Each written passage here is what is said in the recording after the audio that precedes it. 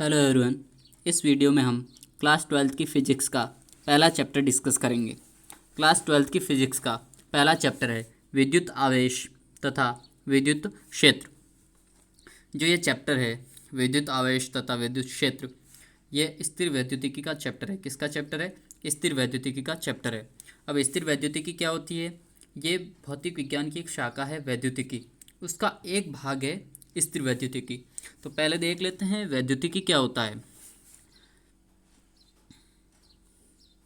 तो वैद्युतिकी क्या होती है? भौतिक विज्ञान की एक शाखा है जिसमें विद्युत आवेशों के व्यवहार तथा उनके द्वारा उत्पन्न होने वाले समस्त प्रभावों का अध्ययन करते हैं। तो वैद्युतिकी क्या है? वैद्युतिकी भौतिक विज्ञान की एक शाखा है जिसमें हम विद्युत आवेशों के व्यवहार का अध्ययन करते हैं। किसका अध्ययन करते हैं? विद्युत आवेशों के व्यवहार का अध्ययन करते हैं। अब विद्युत आवेश क्या होते हैं, इनका अध्ययन हम डिटेल में इस चैप्टर में करने वाले हैं। विद्युत आवेश के बारे में हम अच्छे से इस चैप्टर में जानने वाले हैं। अभी के लिए आप ये जान लो, विद्युत आवेश का मतलब है इलेक्ट्रॉन। क्या है? इलेक्ट्रॉन। क्लियर है इतना? तो वैद्युतिकी के अंतर्गत हम विद्युत आवेशों के व्यवहार का अध्ययन करते हैं। अब आगे बढ़ते हैं। जो वैद्युतिकी है उसकी दो शाखाएं होती है। कितनी शाखाएं होती है वैद्युतिकी की? दो शाखाएं होती है। पहली शाखा है स्थिर वैद्युतिकी और दूसरी शाखा है गतिक वैद्युतिकी। अब स्थिर वैद्युतिकी क्या होती है? जैसा कि आपको नाम से दिखता है स्थिर, स्थिर का मतलब होता है रुका हुआ। क्या होता है? रुका हुआ। तो स्थिर वैद्युतिकी के अंतर्गत क्या होता है, जो विद्युत आवेश है वो होते हैं रुके हुए। क्या होते हैं? रुके हुए होते हैं विद्युत आवेश। तो रुके हुए विद्युत आवेशों के प्रभाव और व्यवहार का अध्ययन किसके अंतर्गत किया जाता है? स्थिर वैद्युतिकी के अंतर्गत किया जाता है। स्थिर वैद्युतिकी के अंतर्गत हम क्या क्या पढ़ने वाले हैं? हम विद्युत आवेश के बारे में देखेंगे, विद्युत क्षेत्र के बारे में देखेंगे, स्थिर वैद्युत विभव के बारे में देखेंगे, गाउस का नियम देखेंगे, कूलाम का नियम देखेंगे। ये सारी बातें हैं जो हम स्थिर वैद्युतिकी के अंतर्गत करेंगे। इतना समझ में आया? स्थिर वैद्युतिकी क्या है? स्थिर विद्युत आवेशों के व्यवहार का अध्ययन है। अब दूसरा पार्ट है गतिक वैद्युतिकी। गतिक वैद्युतिकी क्या होती है? जैसा कि नाम से दिख रहा है गतिक यानी गतिशील। तो इसमें विद्युत आवेश क्या हो जाते हैं? गतिशील विद्युत आवेशों के व्यवहार का अध्ययन इसके अंतर्गत किया जाता है। जब विद्युत आवेश गतिशील हो जाते हैं तो उनका अध्ययन हम गतिक वैद्युतिकी के अंतर्गत करते हैं। जैसा कि आप देखो, इधर एक वायर है, उसमें इलेक्ट्रॉन प्रवाहित हो रहे हैं, इलेक्ट्रॉन गति कर रहे हैं, तो उसकी विपरीत दिशा में क्या होती है? विद्युत धारा प्रवाहित करती है। क्या प्रवाहित करती है? विद्युत धारा। तो ये किसका उदाहरण है? गतिक वैद्युतिकी का उदाहरण है। ठीक है इतना? तो हम गतिक वैद्युतिकी के अंतर्गत क्या पढ़ेंगे? हम गतिक वैद्युतिकी के अंतर्गत पढ़ेंगे विद्युत धारा के बारे में, विद्युत चुंबकत्व के बारे में, विद्युत चुंबकीय प्रेरण के बारे में, प्रत्यावर्ती धारा के बारे में। ये सारी बातें हम गतिक वैद्युतिकी के अंतर्गत करने वाले हैं। अब जो आज का अपना वीडियो है, ये वीडियो है विद्युत आवेश पर। किस पर है? विद्युत आवेश पर। तो चलिए विद्युत आवेश के बारे में डिटेल से जानते हैं। तो विद्युत आवेश क्या होता है? विद्युत आवेश पदार्थ का एक मूलभूत गुण होता है। विद्युत आवेश क्या होता है? पदार्थ का एक मूलभूत गुण होता है। पहले जान लो मूलभूत का मतलब क्या है। जैसे आपको पता है सभी पदार्थ है द्रव्यमान से बने होते हैं। अब आपसे पूछा जाए कि द्रव्यमान क्या होता है, तो इसका जवाब आपके पास नहीं है कि द्रव्यमान किससे बना होता है।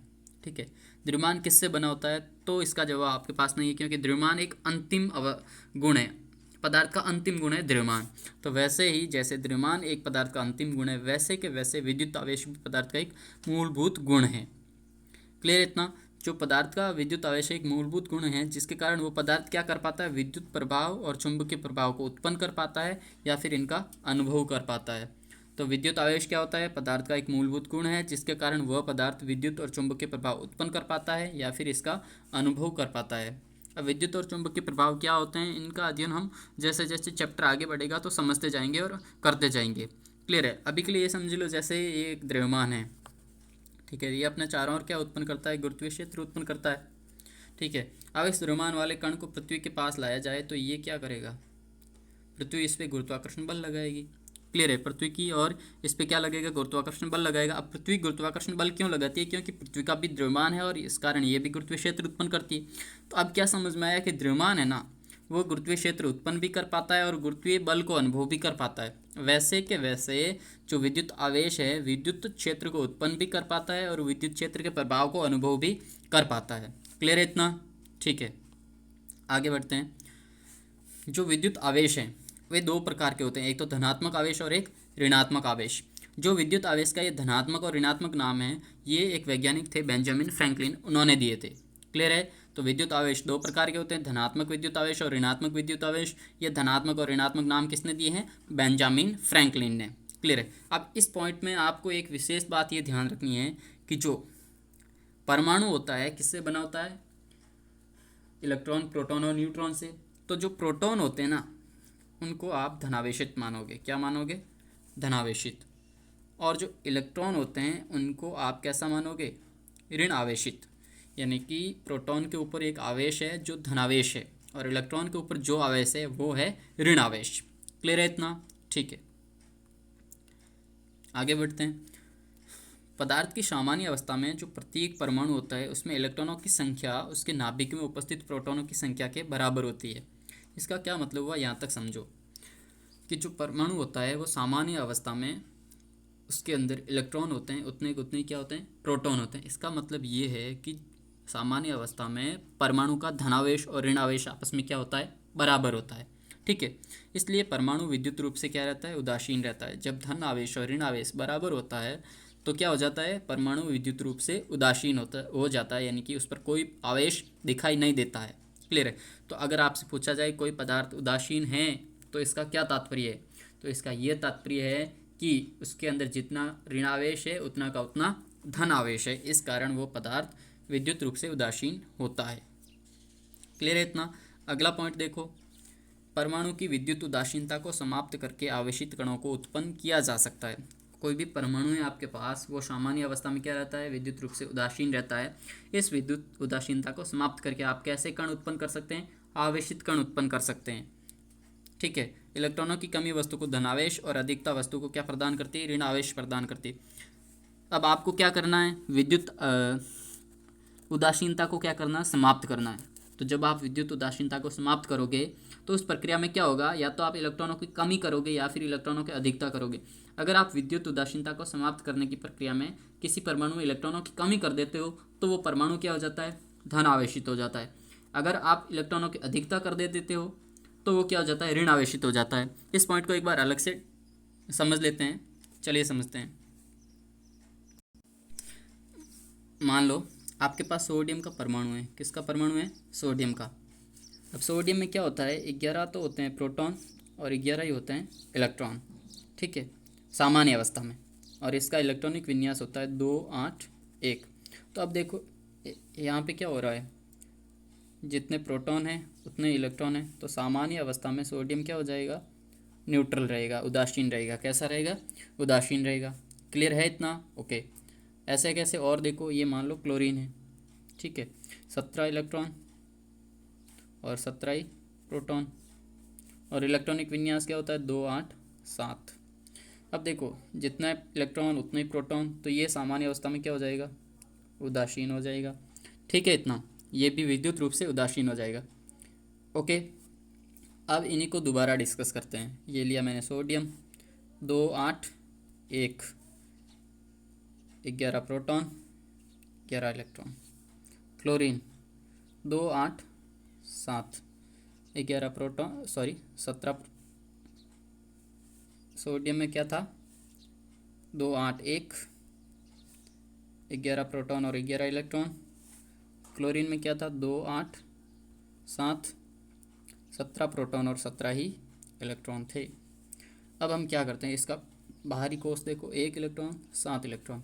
अब इस अष्टक को पूरा करना है तो सोडियम क्या करेगा? 1 इलेक्ट्रॉन निकालेगा अपने में से, और क्लोरीन क्या कर लेगा? उस इलेक्ट्रॉन को ग्रहण कर लेगा ताकि उसका भी अष्टक पूरा हो जाए। ठीक है। अब मान लो सोडियम ने ये अपना इलेक्ट्रॉन एक बाहर निकाल दिया, जिसको क्लोरीन ने ले लिया। अब क्या कहानी बन गई? अब देखो, ये जो 11 इलेक्ट्रॉन है वो कितने रह जाएंगे? अब तो 10 रह गए। और यहाँ पे जो 17 इलेक्ट्रॉन है वो कितने हो गए? 18 हो गए। क्या हो गए? 18 हो गए। अब देखो नई कहानी क्या बन गई? ये रहा अपने पास सोडियम, ये तो रह गया 2 8, 1 इलेक्ट्रॉन निकालने के बाद, और ये रहा क्लोरीन, ये हो गया 2 8 8। प्रोटॉन तो पहले कितने थे? 11 थे। अब भी कितने हैं? 11 ही है। इलेक्ट्रॉन कितने हो गए? 10 हो गए। इसमें प्रोटॉन कितने हैं? 17 थे, 17 ही रहेंगे। लेकिन इलेक्ट्रॉन कितने हो गए? 18 हो गए। कितने हो गए? 18। क्लियर? अब कहानी को देखो, इसमें प्रोटॉन कितने ज़्यादा हैं? 1 ज़्यादा है। तो प्रोटॉन 1 ज़्यादा है तो इस पर कैसा आवेश आ जाएगा? Na+। और इसमें इलेक्ट्रॉन कितने ज़्यादा है, एक ज़्यादा है, तो इस पर कैसा आवेश आ जाएगा, Cl-। अब क्या समझ में आया कि हमने इलेक्ट्रॉन निकाले तो आ गया धन आवेश, हमने इलेक्ट्रॉन ग्रहण किए तो आ गया ऋण आवेश। कैसा आवेश आ गया, ऋण आवेश। तो यहाँ से क्या समझ में आया कि अगर कोई पदार्थ है वो इलेक्ट्रॉन निकाल रहा है, तो वो क्या हो जाएगा, पॉजिटिव चार्ज हो जाएगा। और अगर कोई पदार्थ है जो इलेक्ट्रॉन ग्रहण कर रहा है, इलेक्ट्रॉन ले रहा है, तो वो क्या हो जाएगा, ऋण आवेशित हो जाएगा। कैसा हो जाएगा, ऋण आवेशित। लेकिन दोनों बातें आपको समझ में आई कि धन आवेशित कर रहे हैं तो भी इलेक्ट्रॉन ही कर रहा है काम, और ऋण आवेशित कर रहे हैं तो भी इलेक्ट्रॉन ही काम कर रहे हैं। यानी क्या समझ में आया कि जो किसी पदार्थ पे आवेश होता है उसका जिम्मेदार कौन होता है, उसके जिम्मेदार होता है इलेक्ट्रॉन। इलेक्ट्रॉन को ही हम निकाल कर या इलेक्ट्रॉन को ही ग्रहण करके हम पदार्थ को आवेशित कर सकते हैं। तो आवेश का मूल कारण क्या है, इलेक्ट्रॉनों का आदान प्रदान, इलेक्ट्रॉनों का आदान प्रदान। ठीक है, इतना। चलिए आगे बढ़ते हैं।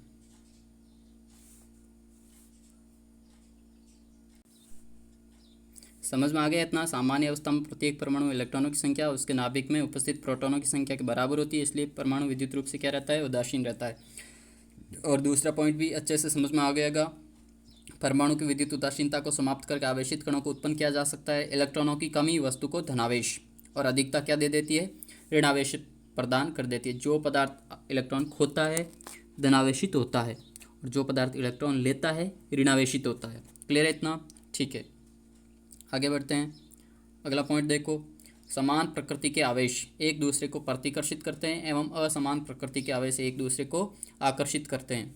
ये देखो प्लस प्लस है तो प्रतिकर्षित करेंगे, ऐसे ही माइनस माइनस होता तो भी प्रतिकर्षित करते, लेकिन विपरीत प्रकृति के आवेश एक दूसरे को क्या करते हैं, आकर्षित करते हैं। क्या करते हैं, आकर्षित करते हैं। तो इधर देख लें एक बार, प्लस प्लस प्लस प्लस क्या होगा, प्रतिकर्षण, माइनस माइनस भी क्या होगा, प्रतिकर्षण, लेकिन प्लस माइनस क्या होगा, आकर्षण होगा। ध्यान रह जाएगा, विपरीत प्रकृति के आवेश आकर्षित करते हैं और समान प्रकृति के आवेश एक दूसरे को प्रतिकर्षित करते हैं। क्लियर है इतना, आगे बढ़ें, ठीक है।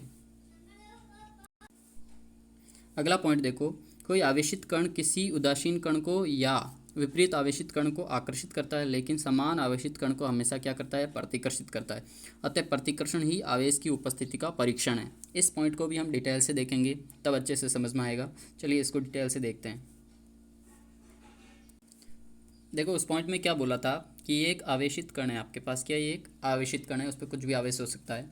अगर इसके पास विपरीत आवेश वाला कण लाएंगे तो ये क्या हो जाएगा, आकर्षित हो जाएगा। क्या हो जाएगा, आकर्षित हो जाएगा। और अगर इसके पास एक उदासीन कण लाएंगे तो भी ये क्या हो जाएगा, आकर्षित हो जाएगा।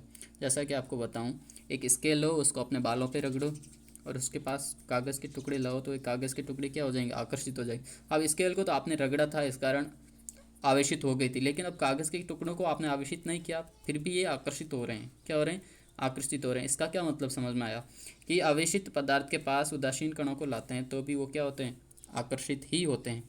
तो क्या समझ में आया कि जो आकर्षण की घटना है ना, वो विपरीत प्रकृति के आवेश के साथ भी हो सकती है और उदासीन कण के साथ भी हो सकती है। तो अगर जैसे मैंने एक आवेशित पदार्थ लिया और उसको किसी दूसरे पदार्थ के पास लाया और वह पदार्थ उस आवेशित पदार्थ की तरफ आकर्षित हो रहा है, तो इसका मतलब मैं ये नहीं बोल सकता कि वो आवेशित है या नहीं है। कन्फर्म कुछ भी नहीं है, वो विपरीत आवेशित भी हो सकता है, वो उदासीन भी हो सकता है। इस कारण यहाँ पे कन्फ्यूज़न हो जाता है कि क्या यह पदार्थ आवेशित है या नहीं है। क्लियर है इतना। लेकिन अगर एक आवेशित पदार्थ के पास दूसरे पदार्थ को लाते हैं और वो प्रतिकर्षित हो रहा है, तो इसका मतलब क्या हुआ, ये भी आवेशित है, ये भी क्या है, आवेशित है। इसका मतलब ये हुआ कि जो प्रतिकर्षण है ना, रिपल्सन, प्रतिकर्षण ही क्या है, आवेशन की जो परीक्षण है उसका सबूत दे सकता है। यानी कि कोई पदार्थ आवेशित है या नहीं है, इसका पता हमें केवल प्रतिकर्षण से ही चल सकता है। अगर दो पदार्थ हैं जिनको पास पास में लाने पर उनमें आकर्षण आ रहा है, तो एक पदार्थ आवेशित हो सकता है और एक पदार्थ उदासीन भी हो सकता है। क्लियर है इतना। लेकिन जब दो पदार्थ प्रतिकर्षित होते हैं तो निश्चित तौर पर दोनों ही क्या हैं, आवेशित हैं। दोनों ही क्या हैं, आवेशित हैं, क्योंकि प्रतिकर्षण केवल समान प्रकृति के आवेशों के बीच में ही होता है। क्लियर इतना, ये पॉइंट समझ में आ गया। चलिए आगे बढ़ते हैं। अब ये जो अगला पॉइंट है ये इंपॉर्टेंट है, इस पर ध्यान देना थोड़ा अच्छे से। विद्युत आवेश का मात्रक और विमीय सूत्र, ठीक है।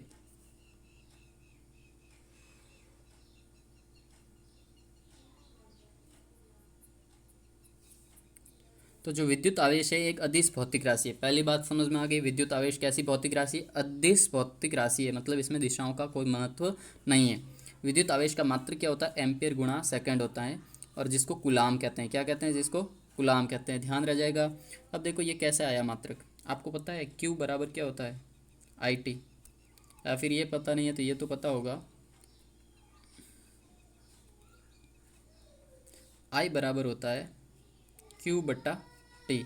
आवेशों के प्रवाह की दर क्या होती है? विद्युत धारा। ठीक है, तो यहाँ से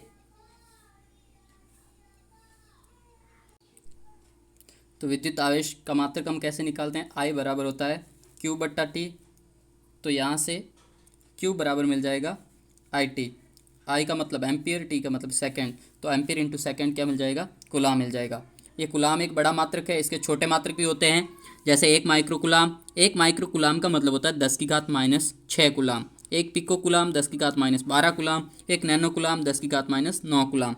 तो यहाँ से आपको ध्यान क्या रखना है बेसिकली, कि आवेश का मात्रक कूलाम होता है, और कूलाम बराबर एम्पियर इंटू सेकेंड। ये छोटे मात्रक हैं, इनको भी देख लो। क्लियर है? ये SI मात्रक है। कैसा मात्रक है? SI मात्रक है। आगे बढ़ते हैं। जो विद्युत आवेश का CGS मात्रक है वो होता है स्टेट कूलाम। क्या होता है? स्टेट कूलाम, जिसे फ्रैंकलिन भी कहते हैं। एक कूलाम में 3 × 10⁹ ESU होते हैं। ESU का मतलब होता है इलेक्ट्रोस्टैटिक यूनिट ऑफ चार्ज। तो एक कूलाम बराबर 3 × 10⁹ ESU। क्लियर है? CGS यूनिट क्या याद रखोगे? ESU याद रखोगे। क्या याद रखोगे? ESU। आवेश का एक और मात्रक होता है जिसे फेराडे कहते हैं। क्या कहते हैं? फेराडे। और एक फेराडे में होते हैं 96,500 कूलाम, 96500 कूलाम। इतना समझ में आ गया। अब आवेश का वीमीय सूत्र देख लो। वीमीय सूत्र आपको सिंपल सा समझ में आ ही गया होगा। A1T1 एम्पियर इंटू सेकेंड, तो A1T1 ये होता है इसका वीमीय सूत्र। आज का वीडियो इतना ही रहेगा, आगे हम फिर मिलेंगे। एक बार वीडियो को मैं कंक्लूड कर देता हूँ, देख लें एक बार। चलिए देखते हैं। देखो हमने क्या पढ़ा था आज? वैद्युतिकी के बारे में पढ़ा था। किसके बारे में पढ़ा था? वैद्युतिकी के बारे में। ठीक है, तो जो वैद्युतिकी होती है उसकी 2 शाखाएं होती है। कितनी शाखाएं होती है? 2। एक तो स्थिर वैद्युतिकी और एक गतिक वैद्युतिकी। ठीक है, अब स्थिर वैद्युतिकी में हमने क्या देखा? आवेश स्थिर है, और गतिक में क्या देखा? आवेश गतिशील है। इतना क्लियर हुआ। फिर उसके बाद देखा विद्युत आवेश के बारे में। तो विद्युत आवेश क्या होता है? एक पदार्थ का मूलभूत गुण होता है जो विद्युत और चुंबकीय प्रभाव उत्पन्न करता है। ठीक है, उसके बाद देखा कि आवेश 2 प्रकार के होते हैं, एक धनावेश और एक ऋण आवेश। एक धनात्मक आवेश और एक ऋणात्मक आवेश होता है। उसके बाद आपको ध्यान क्या रखना है? प्रोटॉन के ऊपर आवेश कैसा मानना है आपको? धनात्मक आवेश। और इलेक्ट्रॉन के ऊपर कैसा आवेश मानना है? ऋणात्मक आवेश। क्लियर हुआ इतना? ठीक है, उसके बाद में हम देखा कि उदासीन क्या पदार्थ क्यों होते हैं? क्योंकि उसके अंदर जो प्रोटॉनों की संख्या है उतनी की उतनी इलेक्ट्रॉनों की संख्या हो जाती है, यानी कि धनात्मक आवेश और ऋणात्मक आवेश क्या हो जाते हैं? आपस में बराबर। इस कारण पदार्थ विद्युत रूप से उदासीन रहता है। अब पदार्थों को आवेशित कैसे किया जा सकता है? कि उसकी विद्युत उदासीनता को समाप्त कर दो। तो ये प्रोटॉन है, ये इलेक्ट्रॉन है, तो इनमें से इलेक्ट्रॉनों को कम या ज़्यादा करके विद्युत उदासीनता को समाप्त किया जा सकता है। अगर हम विद्युत उदासीनता को समाप्त करने की प्रक्रिया में इलेक्ट्रॉनों को खो देते हैं तो वो पदार्थ कैसा हो जाता है? धन आवेशित हो जाता है। इलेक्ट्रॉनों की हानि से धन आवेशित, और इलेक्ट्रॉन अगर ग्रहण कर लिए जाते हैं तो वो पदार्थ कैसा हो जाता है? ऋण आवेशित हो जाता है। ठीक है, इतना। अब लास्ट पॉइंट क्या था? कि जो आवेश होता है उसका मात्रक कूलाम होता है। क्या होता है? कूलाम होता है। ठीक है, ये एक अदिश भौतिक राशि है। आवेश कैसी भौतिक राशि है? अदिश भौतिक राशि है। आवेश का CGS यूनिट क्या होता है? ESU होता है। क्या होता है? ESU। और एक और मात्रक होता है फेराडे। क्या होता है? फेराडे। हो गया इतना? ठीक है, अब देखो लास्ट बात ये है, मैंने बताया नहीं, जो आवेश का प्रतीक होता है वो Q होता है। क्या होता है? स्मॉल Q, आप बड़ा Q कुछ भी लो, होता क्या है? Q होता है। क्लियर है इतना? ओके, इस वीडियो को लाइक करना, शेयर करना और सब्सक्राइब करना है हमारे यूट्यूब चैनल को। धन्यवाद। See you soon. Till then have fun.